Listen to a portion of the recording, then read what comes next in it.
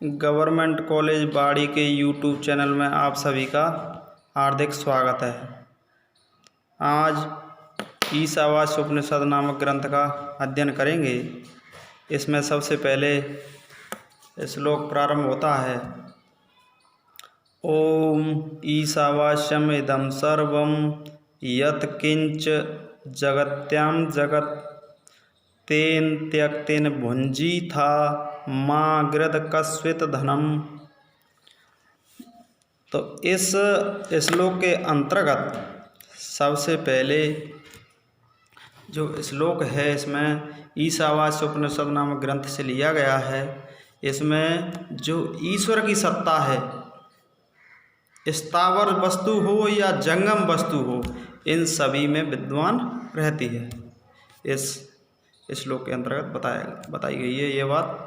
अब इसमें सबसे पहले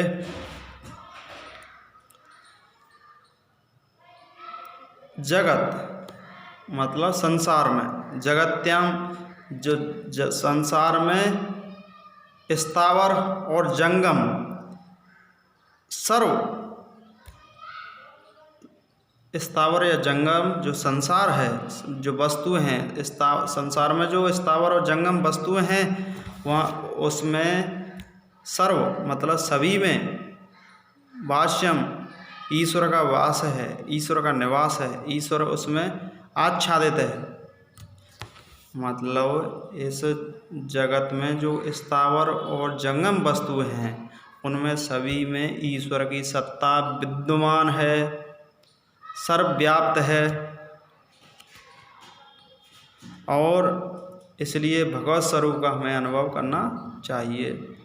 उसको त्याग भाव से अपने कर्तव्य कर्म का पालन करना चाहिए।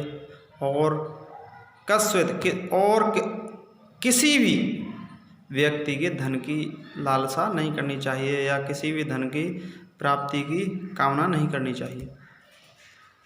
अब इसमें व्याकरणात्मक टिप्पणी प्रारंभ में होती हैं। तो इसमें सबसे पहले जगत्याम में सप्तमी का एक वचन है, तेन में तद शब्द है, तृतीया का एक वचन है, त्यक्तेन में तृतीया का एक वचन है, तेज धातु है। अब इसके बाद में कस्वित प्लस धनम, इसमें व्यंजन संधि है। इसके बाद में दूसरा श्लोक प्रारंभ होता है। कुर्वन्नेव इह कर्माणि जिजीविष इच्छतं समः एवं त्वयि नान्यथा इतो अस्ति न कर्म लिप्यते नरे।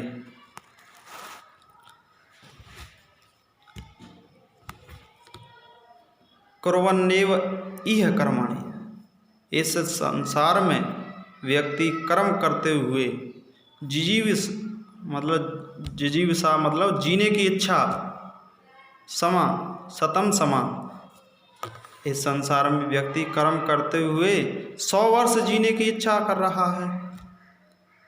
इसी प्रकार मनुष्य अपने स्वाभिमान को रखते हुए और ईश्वर के सिवा, स्वाभिमान को रखने के लिए ईश्वर के सिवा कोई भी मार्ग नहीं है। इसलिए हमें अशुभ कर्मों से दूर रहना चाहिए, अशुभ कर्मों में लिप्त नहीं रहना चाहिए। अब इसमें व्याकरणात्मक टिप्पणी के अंतर्गत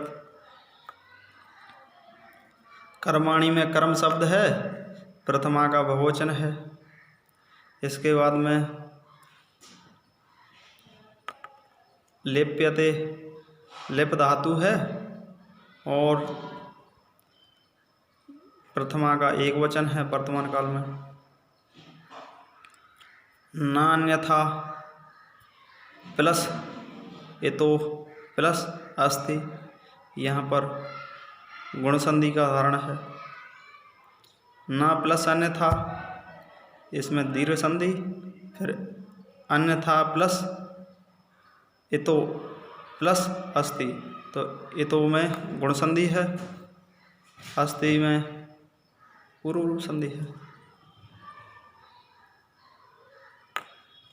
इसके बाद में त्वयी में युष्मद शब्द है और सप्तमी का एक वचन है।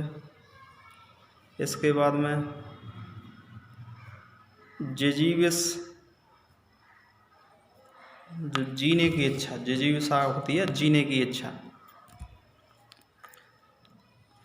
अब इसके बाद में तीसरा श्लोक प्रारंभ होता है। असुर्यानाम ते लोका अंधेन तमसावृता तान स्ते प्रत्यावगच्छन्ति ये के च आत्महनो जना। असुर्यानाम ते लोका अंधेन तमसावृता तान स्ते प्रत्यावगच्छन्ति ये के च आत्महनो जना। वे असुर संबंधी लोक आत्मा के अदर्शन रूप अज्ञान से आच्छादित हैं। असुर संबंधी जो राक्षस हैं, संसार में जो राक्षस विद्वान हैं, असुर संबंधी जो देवताओं से भिन्न स्वरूप है, वो संपूर्ण संसार में विद्वान है आत्मा का, परंतु उनकी आत्मा अदर्शन रूप से अज्ञान से आच्छादित, उनमें अज्ञान व्याप्त है। ऐसे पुरुषों में असुर संबंधी जो लोक आत्मा के दर्शन रूप है, वे अज्ञान से आच्छादित हैं। जो इस संसार में जो असुर प्रवृत्ति के जो व्यक्ति हैं, वे अज्ञान रूप से, अज्ञान से आच्छादित हैं, अज्ञान से ढके हुए हैं। और तान स्ते प्रत्यावगच्छन्ति, जो कोई भी आत्मा का हनन करने वाले लोग हैं, ये के च आत्महनो जना, जो आत्मा का हनन करने वाले लोग हैं, वे मरने के बाद में ही उन्हें प्राप्त होते हैं। वे मरने के बाद में ही उन्हें प्राप्त होते हैं। वो प्रेत की श्रेणी में आ जाते हैं। आज का प्रकरण यहीं समाप्त होता है।